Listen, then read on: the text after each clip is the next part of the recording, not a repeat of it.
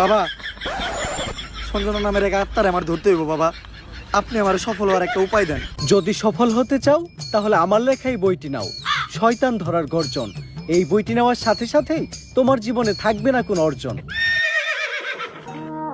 আমি কথা দিয়ে কথা রেখেছি, শয়তান আসেনি তো ফিরে।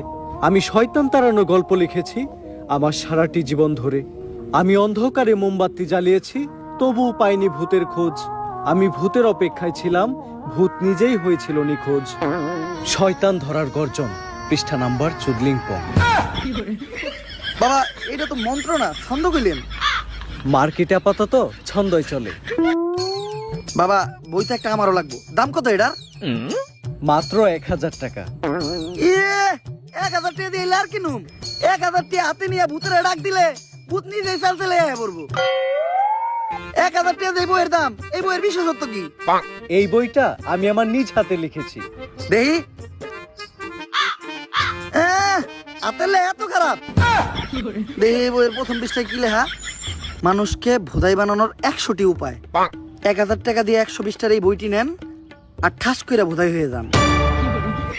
এখন সফল হইতে গেলে তো এই বইটা লাগবেই। তো এই বইটা আমি নিয়ে গেলাম। বইয়ের টাকাটা? ওইটা আমি হোয়াটসঅ্যাপে পাঠাই দিব। গুরু, আজকের থেকে আপনার লেখা এই বইটা পইরাই আমার শয়তান ধরার যাত্রা করলাম শুরু। শয়তান ধরার গর্জন, পৃষ্ঠা নাম্বার চুদলিংপং।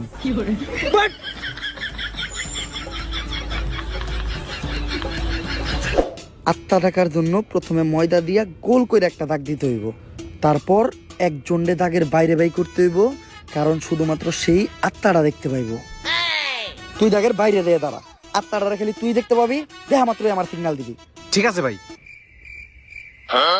কনে আহস ওদিক যা কানা। তারপর মোম জ্বালা আর পড়তে হইব, আত্মা ডাকার এই মোমবাতি জ্বালাতে পেরেছে কয়জন? বেশিরভাগই তো চালাতে গিয়ে নিভে ফেলার গর্জন। পারবো না আমি ভালো করেই জানি, তবে দুঃস্বপ্ন আমার একটাই, সঞ্জনা নামের সেই আত্মাকে 5 টাকার মোমবাতি জ্বালিয়ে ডাকতে চাই।